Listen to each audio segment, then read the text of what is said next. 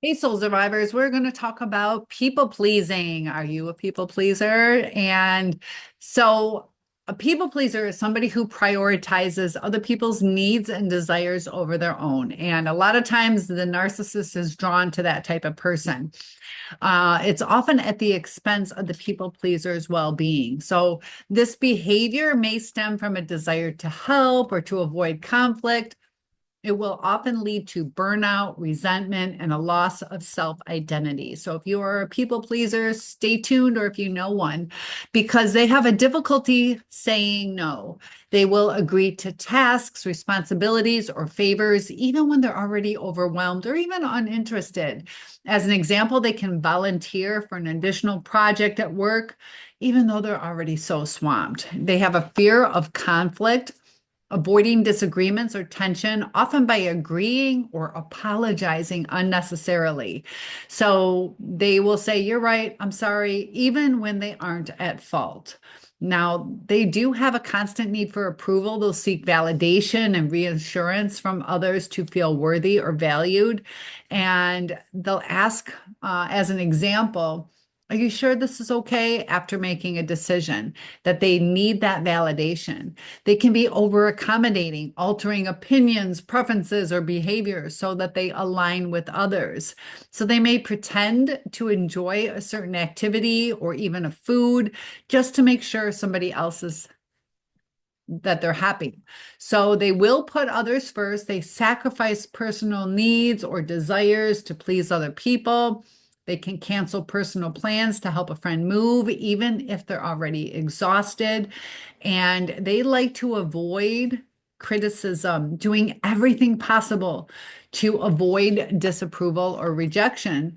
And as an example, they are overachievers at work to ensure that there is no negative feedback. So they'll put a lot of stress on themselves. Now, the cause of people pleasing behavior, if we go back to childhood, a lot of times they have grown up in an environment where love or approval was conditional based on performance or behavior, and they would often experience neglect, criticism, or inconsistent parenting. Witnessing or experiencing conflict, leading to a fear of confrontation, often having low self esteem, believing that their worth depends on how much they do for other people. They can feel unworthy of prioritizing their own needs. They have a fear of abandonment, associating the words no, saying no, or asserting themselves with the risk of losing relationships. And they're often seen in individuals with insecure attachment styles, culture or social conditioning, internalizing social expectations. Often women should be nurturing, is what is portrayed, or men should be accommodating, and they want to live up to this. They don't want the rejection. It can happen from trauma or abuse. They can maybe have experienced past emotional or even physical abuse. And this can lead to people pleasing as a coping mechanism to avoid harm or to maintain control. Now, emotional exhaustion, this is one of the problems that can be associated with people pleasing. Constantly prioritizing others can lead to burnout, fatigue, feelings of being overwhelmed. Over time, people pleasers may lose touch with their own desires, values, and goals. They'll suppress personal needs, and that starts to breed that frustration and resentment toward other people, even if it's unexpressed. That's why sometimes you're like, what just happened? But it was like brewing within them. Enabling toxic behavior. People pleasers may unintentionally enable manipulative, controlling, or toxic individuals by always accommodating them or even making up excuses for them. It does have an impact on relationships. They can often feel one-sided or lack of authenticity as the people pleaser struggles to assert themselves. They have chronic stress from overcommitting, and it can contribute to mental health struggles. That's why it's important to have boundaries. So, why does people pleasing persist? The short term validation.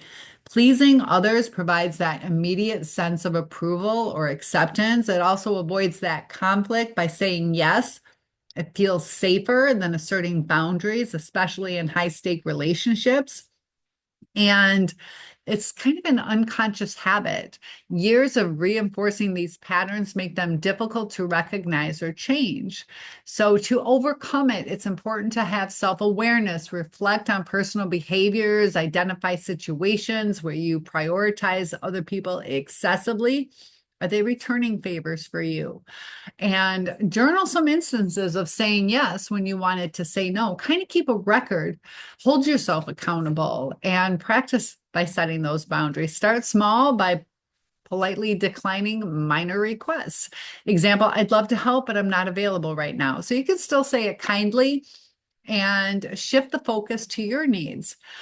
Start asking yourself, what do I want? Do I want to do this? What do I need in this situation? Schedule a time for self-care and personal interest. You don't have to be at somebody's beck and call, especially if it's like a distant friend. It is good to show up for people, but make that something that you want to do, not out of obligation, to feeling guilty. So start to replace your thoughts. If I say no, they won't like me, with saying no shows that I respect myself. And if you need to seek therapy or do a one-on-one, I do one-on-ones. We can deal with how to increase our self-esteem to go from low to high self-esteem, better balance, and how to deal with the fear of abandonment, and to realize it is okay to say no. And if somebody leaves you over you saying no every now and then, when you need to prioritize your needs, we can't always be there. We can be showing up better for other people when we show up for ourselves. So the key takeaway: people pleasing may feel like a way to maintain harmony and connection, but it often comes at a significant personal cost. By recognizing these patterns, addressing the underlying causes, and practicing self assertion, people can start to break free from these behaviors and build healthier, more balanced relationships. So it is important to know how to assert yourself effectively, and